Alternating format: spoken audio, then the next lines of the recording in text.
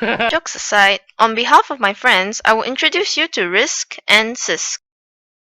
Instruction set architecture is also known as CPU architecture. ISA allows communication between software and hardware. It is also a group of commands for CPU and machine language. Basically, ISA tells you how your processor is going to process your program's instruction. Instruction is also aka opcode or operation code. The examples of opcode are add, jump, load, and store. There are two types of ISA. The first one is CISC. CISC stands for Complex Instruction Set Computing. It is an architecture with large number of instruction sets. For instance, the microprocessor of CISC is Intel 64, which is the 64-bit version of 86 instruction set. They are mostly found in desktop and laptops. On the other hand, RISC with a C is another type of ISA, which stands for Reduced Instruction Set Computing. It has lesser set of instructions. For example, ARM processors are extensively used in consumer electronic devices such as tablets, smartphones, and even gaming consoles.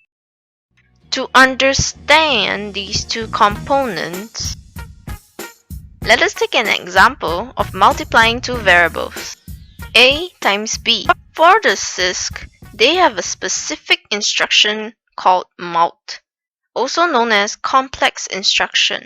Thus, the entire task of multiplying two numbers can be completed with one instruction. Well, for the RISC, the mult command is divided into three separated commands. Now we will move on to the differences. The major difference that most people never notice is that CISC starts with a C and RISC obviously starts with an R.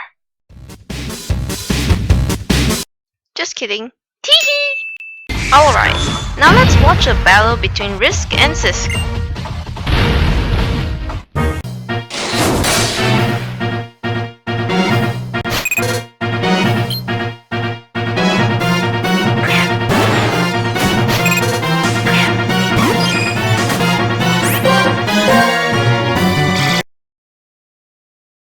Sorry for that. We will continue the boring old way. The first difference is CISC has more instruction sets than RISC. The instruction cycle in CISC is more complex than RISC, whereas RISC must combine simple operations from their reduced instruction set. CISC is mostly emphasized on hardware, while RISC is mainly in software. The execution time for CISC has multiple number of cycles per instruction because the instruction sizes are smaller. For RISC, it is one cycle per instruction because the instruction size is larger. Take from the previous example, mult itself is a command in CISC while RISC has three separated commands to do multiplication. The other difference is that CISC CPUs are much larger than RISC.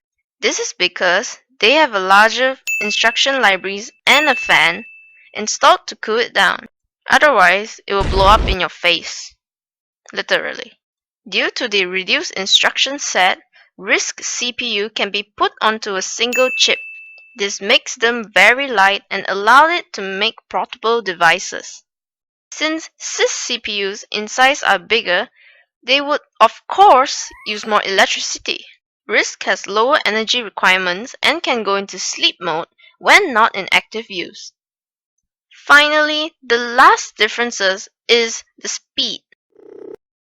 CISC CPUs takes a little while to process the instruction, whereas RISC CPUs will just do it!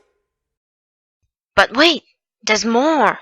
RISC can only perform simple tasks quicker than CISC, but CISC are more capable in handling intensive tasks, which makes it better for a larger variety of tasks. And the winner is... His name is John C. Both Why? That's because both are suitable at its specific applications.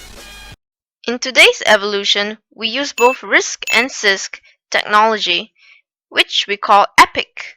This will be covered in another episode. Thanks for watching!